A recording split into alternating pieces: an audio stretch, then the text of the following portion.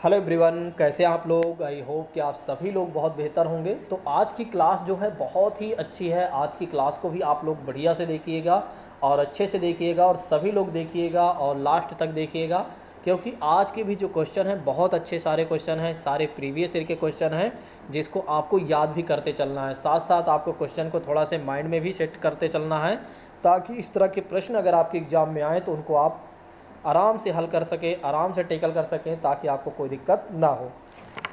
चलिए आइए अब बात करते हैं, किसी और बात की चर्चा ना करते हुए सीधा आते हैं आज के अपने पहले प्रश्न पर। लेकिन उससे पहले की एक छोटी सी बातें यहाँ पर मोटिवेशन की बात कर लेते हैं। कहा जा रहा है कि मंजिलें चाहे जितनी भी ऊंची क्यों ना हो, रास्ते हमेशा पैरों के नीचे ही होते हैं। तो ये बात सत्य है कि मंजिलें चाहे जितनी भी ऊंचे क्यों ना हो, रास्ते हमेशा पैरों के नीचे ही होते हैं। ठीक है, इसी के साथ आइए शुरू करते हैं आज के अपने पहले प्रश्न पर।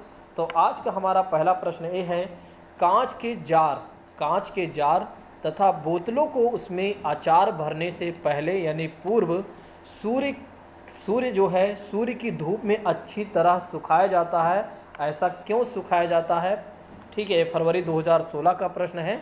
इसका आंसर आप लोग बताइएगा। पहला क्वेश्चन कहा जा रहा है, पहला विकल्प कह रहा है कि अचार को स्वादिष्ट बनाने के लिए।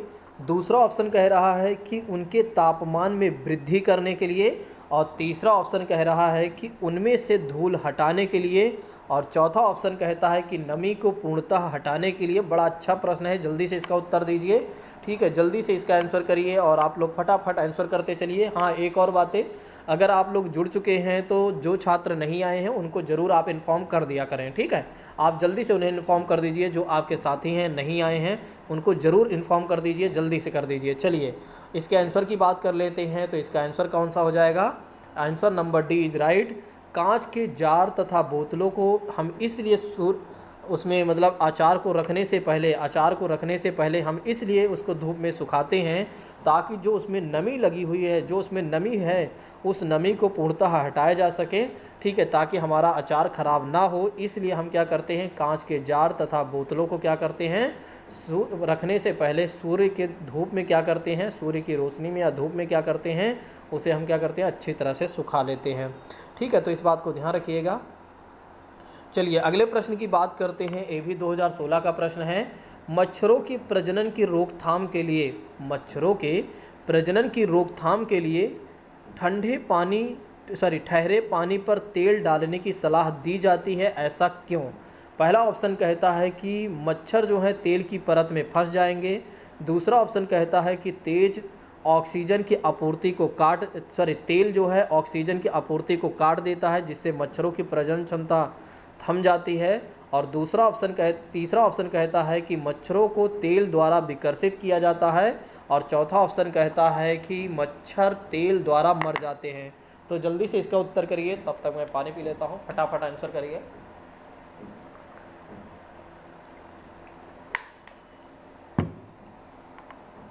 चलिए इसके आंसर की बात करते हैं। तो इसका आंसर हो जाएगा बी आंसर हो जाएगा। अगर ठहरे हुए पानी में हम क्या करते हैं, मिट्टी का तेल डाल देते हैं, तो इससे क्या होता है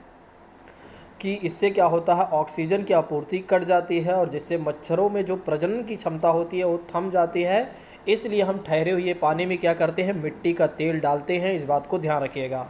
यानी option number B is right साथियों, भूलिएगा नहीं, option number B is right. चलिए अगले प्रश्न की बात करते हैं।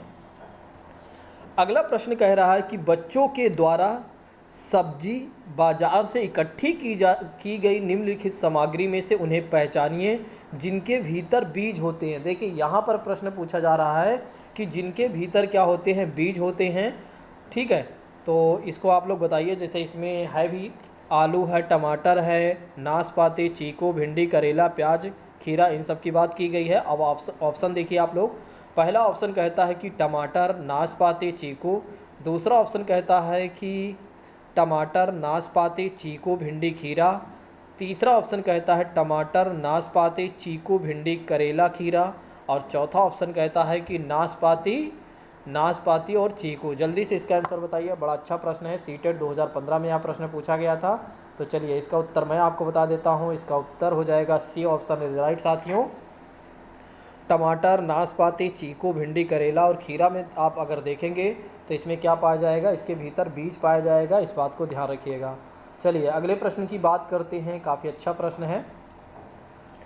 रीना आम पसंद करती है, रीना जो है आम पसंद करती है, वह इन्हें जाड़े के लिए संरक्षित करना चाहती है और निम्नलिखित में से कौन सा तरीका संरक्षण के लिए सबसे ज़्यादा उपयुक्त है। पहला ऑप्शन कहता है कि रेफ्रिजरेटर में संचित कर देना चाहिए उसे आम को। दूसरा ऑप्शन कहता है अचार और आम का पापड़ बना लेना चाहिए। और तीसरा ऑप्शन कहता है कि जूस तैयार करना वायुरोधी डिब्बे में संचित कर देना चाहिए।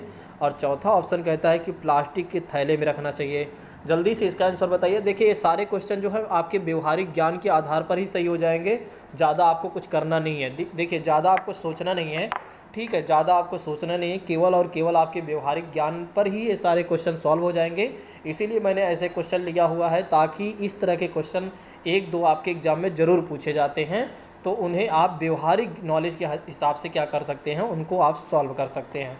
तो इसीलिए मैं यहाँ पर क्वेश्चन लेकर आया हूँ ताकि आपको कोई दिक्कत ना हो। तो इसका आंसर हो जाएगा, अगर आपको आम को अधिक समय के लिए रखना है, यानी कि जाड़ों तक भी आम को चलाना है, तो उसके लिए आपको क्या करना पड़ेगा, अचार बना लेना चाहिए और आम का पापड़ बना लेना चाहिए, ताकि वो आपको ठंडियों में भी काम दे और हमेशा काम देता है, आपने देखा भी है।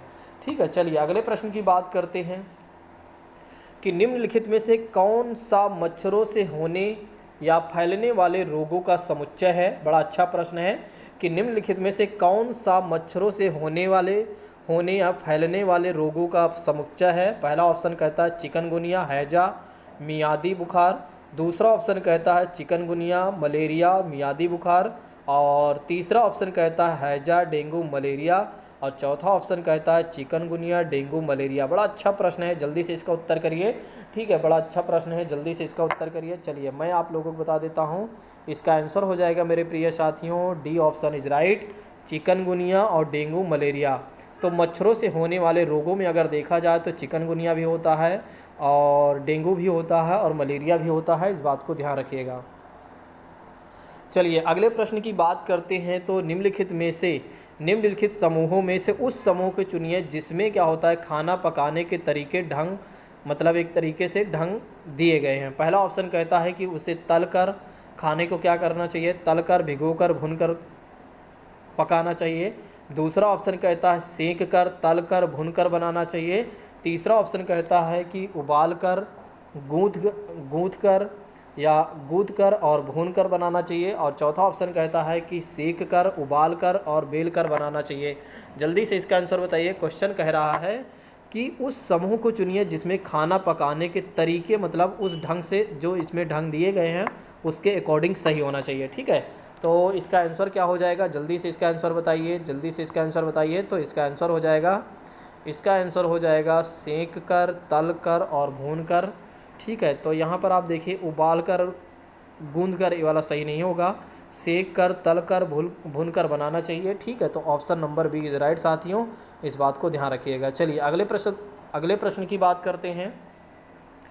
अगला प्रश्न कह रहा है कि पसंद नापसंद के बारे में चर्चा करते समय किसी छात्र ने कहा, मुझे और मेरी माँ दोनों को सांप खाना बहुत पसंद है। जब भी हमारी सांप खाने की इच्छा होती है,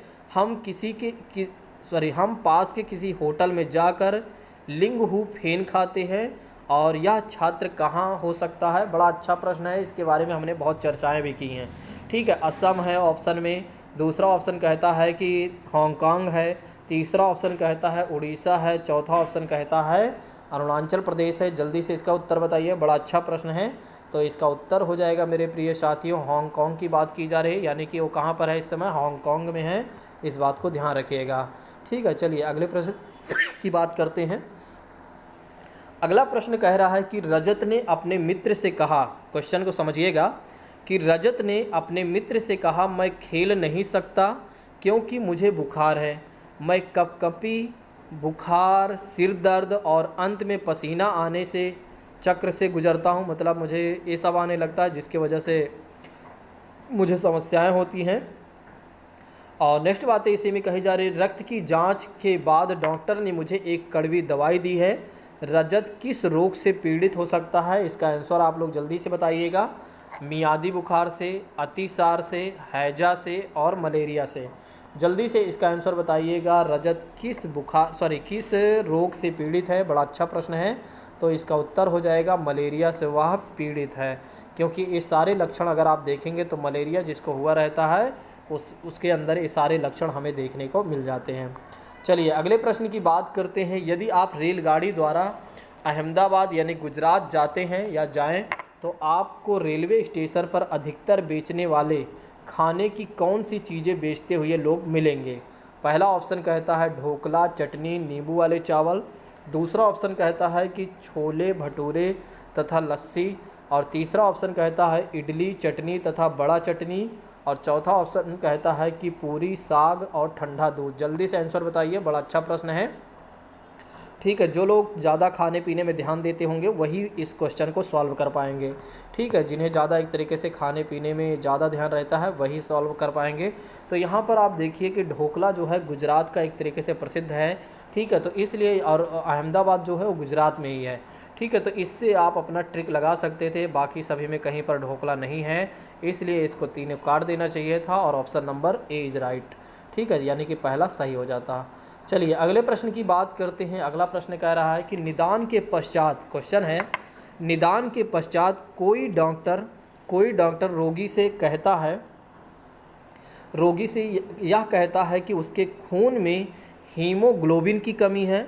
तो उस रोग को आयरन की कमी को पूरा करने के लिए, यानी उस रोगी को आयरन की कमी को पूरा करने के लिए क्या क्या करना चाहिए? जल्दी से इसका आंसर बताइएगा। पहला ऑप्शन कहता है कि उसे चावल चीनी और आंवला खाना चाहिए। दूसरा ऑप्शन कहता है कि उसे हरी पत्तेदार सब्जियां और गेहूं संतरा खाना चाहिए। और तीसरा ऑप्शन कहता है गुड़ नींबू मटर खाना चाहिए। और चौथा ऑप्शन कहता है कि आंवला, हरी पत्तेदार सब्जियां और गुड़ खाना चाहिए। जल्दी से इसका उत्तर बताइए। काफ़ी अच्छा प्रश्न है, जल्दी से इसका आंसर बताइए मेरे प्रिय साथियों। चलिए मैं आप लोगों को बता देता हूँ इसका आंसर। तो इसका आंसर हो जाएगा उसे आंवला, हरी पत्तियाँ सब्जियाँ और हरे पत्तेदार सब्जियाँ और गुड़ वगैरह खाना चाहिए, जिससे कि उसके जो आयरन की कमी है वो पूरा हो जाएगी या हो जाएंगे। चलिए अगले प्रश्न की बात करते हैं। निम्नलिखित में से रोगों का वह समूह चुनिए जो मच्छरों से फैलता है। पहला ऑप्शन कहता है कि मलेरिया, डेंगू, हैजा।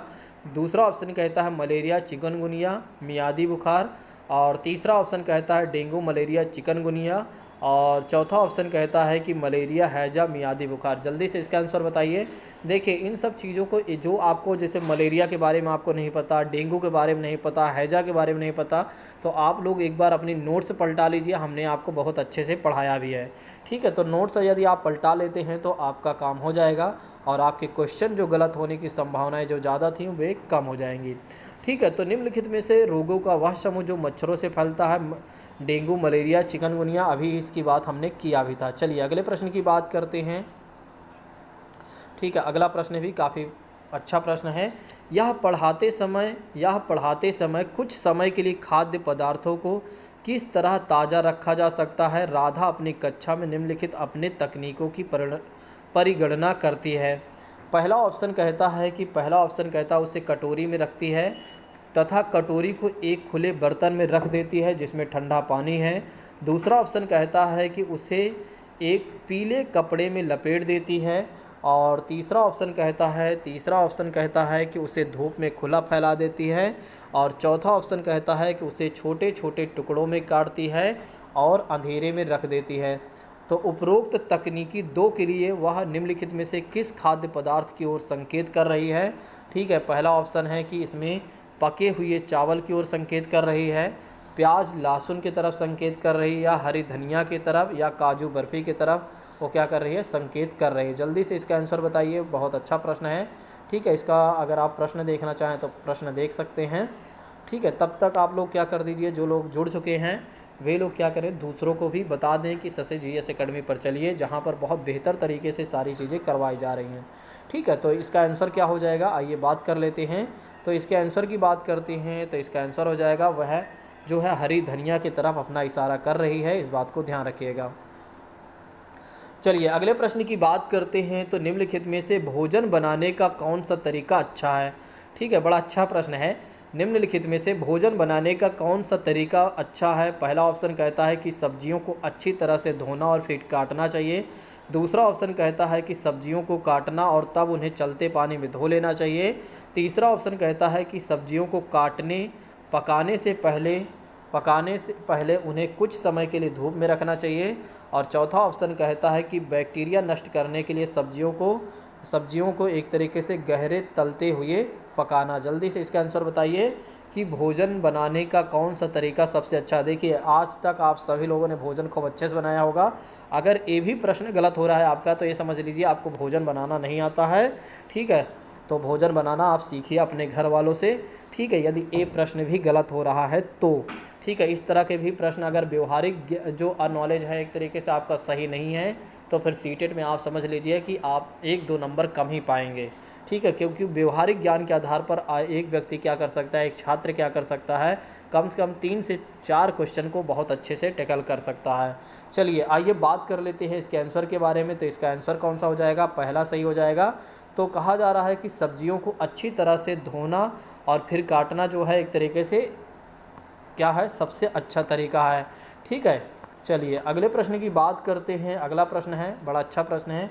भारोत्तोलक को प्रायः ज़्यादा मांसपेशियां और बॉडी मास बनाने की आवश्यकता होती है।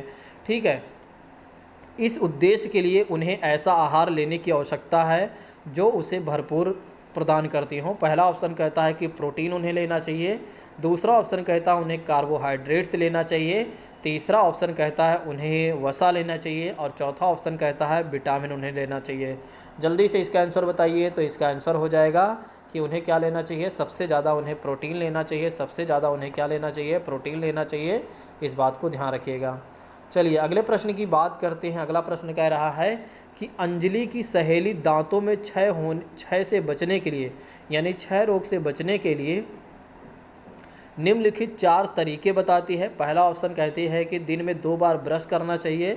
दूसरा ऑप्शन कहती है कि इनेमल कम ना हो जाए इसके लिए ब्रेसिज पहन लेना चाहिए। तीसरा ऑप्शन कहता है कि मिठाई, चॉकलेट्स और कार्बन डाइऑक्साइड युक्त पेय पदार्थ नहीं लेना चाहिए। और चौथा ऑप्शन कहता है कि हर खाने के बाद उसे क्या करना चाहिए? कुल्ला करना चाहिए। ठीक है, तो जल्दी से इसका आंसर बताइए। जल्दी से इसका आंसर बताइए। चलिए मैं आप लोगों को बता देता हूँ इसके आंसर के बारे में। तो इसका आंसर कह रहा है कि 1 और 3 और 4 करना चाहिए, यानी कि 1, 3 और 4 वाले उसे क्या अपनाना चाहिए। जैसे कि उसे क्या करना चाहिए कि दिन में 2 बार ब्रश करना चाहिए, मिठाई, चॉकलेट्स और कार्बन डाइऑक्साइड युक्त पेय पदार्थ नहीं लेना चाहिए। और चौथी बात बिल्कुल सही है कि हर खाने के बाद उसे क्या करना चाहिए? जो भी चीज़ें वो खाती है उसके बाद उसे क्या करना चाहिए? कुल्ला करना चाहिए। ठीक है, चलिए अगले प्रश्न की बात करते हैं। फिर उसी तरह का देखिए प्रश्न आ गया कि निम्नलिखित में से कौन सा शब्द समूह आपस में निकटीय रूप से संबंधित है। पहला ऑप्शन कहता है कि मच्छर, मलेरिया, एनीमिया। ठीक है, दूसरा ऑप्शन कहता है कि लौह, मलेरिया, एनीमिया, रक्त। तीसरा ऑप्शन कहता है कि लौह, हीमोग्लोबिन, एनीमिया और आंवला। चौथा ऑप्शन कहता है कि मच्छर, डेंगू, लौह, गुड़। जल्दी से इसका आंसर बताइए। ठीक है, देखिए 2012 में सीटेट 2012 का यह प्रश्न है। जल्दी से इसका उत्तर बताइए आप लोग। तो चलिए मैं आप लोगों को बता देता हूँ इसके आंसर के बारे में। तो सबसे ज़्यादा जो निकट है लौह है, हीमोग्लोबिन है, एनीमिया है, आंवला है। इस बात को ध्यान रखिएगा। अगले प्रश्न की बात करते हैं। तो अगला प्रश्न क्या कह रहा है कि आरती एक पोस्टर पर एक बीमारी की रोकथाम से संबंधित निम्नलिखित सावधानियां पढ़ती है। फिर से क्वेश्चन मैं पढ़ देता हूं कि आरती एक पोस्टर पर एक बीमारी की रोकथाम से संबंधित निम्नलिखित सावधानियां पढ़ती है। पहला ऑप्शन कहता है कि अपने आसपास पानी को जमा ना होने दे। दूसरा ऑप्शन कहता है कि देखिए एनसीईआरटी का है, सारे जितने भी ये चीज़ें मैं आपको पढ़ा रहा हूँ ये सब एनसीईआरटी में आपको देखने को मिलेंगे। दूसरी बात करते हैं कि पानी के बर्तन और कूलरों और टंकियों को साफ कर देना चाहिए। तीसरा ऑप्शन कहता है कि यदि कुछ जगहों पर पानी इकट्ठा हो जाता है तो तेल का छिड़काव करना चाहिए। तो इसमें कहा जा रहा है क्वेश्चन में कि पोस्टर का क्या उद्देश्य है, किस चीज़ फैलने के बारे में जागरूकता फैलाने की बात कर रहा है। पहला ऑप्शन है डेंगू और जापानी मस्तिष्क ज्वार। ज्वर और चेचक और मलेरिया, डेंगू और आई फ्लू और टाइफाइड और हैजा। जल्दी से इसका आंसर बताइए। काफ़ी अच्छा प्रश्न है, तो इसका उत्तर भी अच्छा होना चाहिए। जल्दी से इसका उत्तर दीजिए। चलिए मैं आप लोगों को बता देता हूँ कि इसका पहला ऑप्शन इज राइट, डेंगू और जापानी मस्तिष्क ज्वर के लिए यानी बुखार के लिए ऐसी बातें वो पढ़ रही है। ठीक है, ऐसी सावधानियों के बारे में बता रही है या ऐसे पोस्टर का उद्देश्य है, उस पोस्टर में यही लिखा हुआ है। अगले प्रश्न की बात करते हैं, तो अगला प्रश्न कह रहा है कि मीरा और दिव्या छोटी लड़कियां हैं।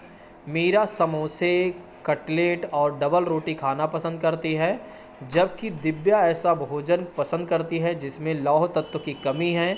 और मीरा और दिव्या को निम्नलिखित कौन सी बीमारियां हैं, ठीक है, या होंगी। पहला ऑप्शन कहता है एनीमिया और अतुंधी, दूसरा ऑप्शन कहता है कि मोटापा और एनीमिया, तीसरा ऑप्शन कहता है कि मोटापा और स्कर्वी नामक रोग हो सकता है, और चौथा ऑप्शन कहता है कि स्कर्वी और एनीमिया। जल्दी से इसका आंसर बताइए। ठीक है, आज के जो प्रश्न हैं आप खुद ही देख रहे हैं, बहुत ही बेहतर प्रश्न हैं। ठीक है, तो लाइक वाइक करना हो तो आप कर सकते हैं, और शेयर करना चाहते हैं तब भी कर सकते हैं। तो इसका आंसर है कि इसका आंसर हो जाएगा बी, मोटापा और एनीमिया जैसे रोग से वो ग्रसित हो सकती हैं। इस बात को ध्यान रखिएगा। चलिए अगले प्रश्न की बात करते हैं कि रीना अपने घर का कूड़ा नीचे दर्शाए गए दो ढेरियों में अलग करती है। केले का छिलका, ठीक है, सब्जियों के छिलके और सूखी पत्तियां और अखबार, ठीक है, जैम, बोतलें, सॉस की बोतलें, उपयोग में लाई गई टूथपेस्ट, प्लास्टिक के बर्तन। ठीक है, चलिए इसके आंसर की विकल्प की बात करते हैं कि रीना ने दो ढेरियां में कूड़ा निम्न आधार पर अलग किया है। पहला ऑप्शन है कि अपघटित होने वाले और या अपघटित नहीं होने वाले, दूसरा ऑप्शन कहता है कि पुनः चक्रण किया जा सकता है और या पुनः चक्रण नहीं किया जा सकता है, और तीसरा ऑप्शन कहता है कि घरेलू कचरा या औद्योगिक कचरा को उसने अलग किया है, और चौथा ऑप्शन कहता है दुर्गंध और दुर्गंध रहित को उसने अलग किया है। जल्दी से इसका आंसर बताइए कि उसने किन चीज़ों को एक तरीके से अलग करने का प्रयास किया है। चलिए इसके उत्तर की बात कर लेते हैं, तो इसका उत्तर ए हो जाएगा, पहला सही हो जाएगा।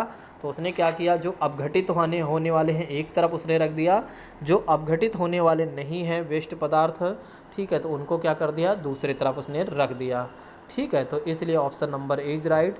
चलिए अगले प्रश्न की बात करते हैं, तो अगला प्रश्न कह रहा है कि पके हुए चावल रेफ्रिजरेटर में अपेक्षाकृत लंबे समय तक परिलक्षित किए जा सकते हैं क्योंकि कम तापमान पर रोगाणु निष्क्रिय हो जाते हैं। दूसरा ऑप्शन कहता है रोगाणु कम तापमान पर नष्ट हो जाते हैं, और तीसरा ऑप्शन कहता है कि कम तापमान पर भोजन की कमी तत्व घट जाती है, और चौथा ऑप्शन कहता है कि रेफ्रिजरेटर में कुछ ऐसे रसायन होते हैं जो रोगाणुओं को नष्ट कर देते हैं। ठीक है, तो जल्दी से इसका उत्तर करिए कि पके हुए चावल में रेफ्रिजरेटर में अपेक्षाकृत लंबे समय तक अगर हम किसी चीज़ों को रख देते हैं तो उससे क्या होता है। तो इसका आंसर हो जाएगा कि कम ताप पर क्या होगा, रोगाणु जो है निष्क्रिय हो जाते हैं, यानी कि option number A is right. इस बात को ध्यान रखिएगा। अगले प्रश्न की बात करते हैं, तो अगला प्रश्न कह रहा है कि रक्त की जांच द्वारा किसकी उपस्थिति से मलेरिया की पहचान होती है। रक्त की जांच द्वारा किसकी उपस्थिति से मलेरिया की पहचान होती है। पहला ऑप्शन है कि रक्त में क्षतिग्रस्त यकृत कोशिकाएं, दूसरा ऑप्शन कहता है कि रक्त में मच्छर के लार्वे, तीसरा ऑप्शन कहता है कि लाल रक्त कोशिकाओं में मच्छर के अंडे, और चौथा ऑप्शन कहता है कि लाल रक्त कोशिकाओं में मलेरिया परजीवी यानी प्लाज्मोडियम। तो रक्त की जांच द्वारा किसकी उपस्थिति से क्या होता है, मलेरिया की पहचान होती है। तो आप लोग बताइए कि मलेरिया की पहचान आप कैसे करेंगे, जल्दी से इसका आंसर बताइए। सॉरी, चलिए ये तो क्वेश्चन ऑफ द डे हो गया था, सॉरी, ये है आपका क्वेश्चन ऑफ द डे। ठीक है, ये क्वेश्चन ऑफ द डे है, कल के आंसर मैं आप लोगों को बता देता हूँ।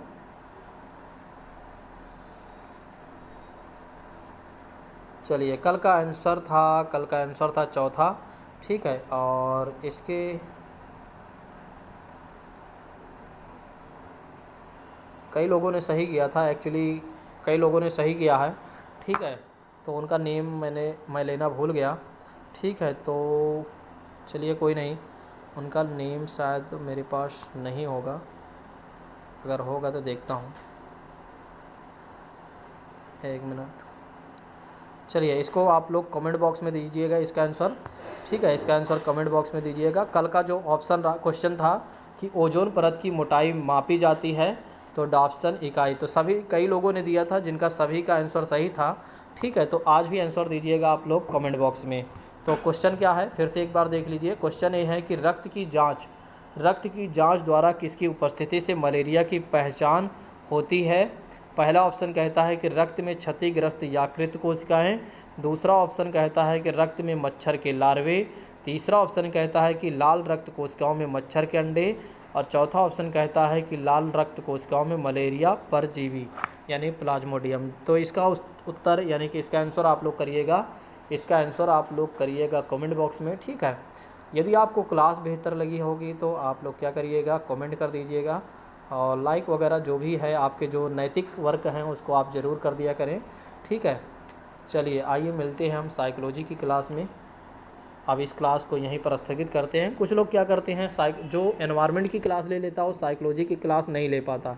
भाई ऐसा क्यों है, एनवायरनमेंट की क्लास लेने के बाद आप साइकोलॉजी की क्लास क्यों नहीं लेते हो। देखिए दोनों क्लास आपको देखना है, ठीक है, दोनों ही क्लास आपको क्या करना है, अटेंड करना है। उसी समय अटेंड करिए जिस समय क्लासेस चलती हैं, बाद उठ के चक्कर मत पालिए, ठीक है। चलिए आज की बात को यहीं पर स्थगित करते हैं। थैंक यू सो मच, जय हिंद, कल मिलते हैं।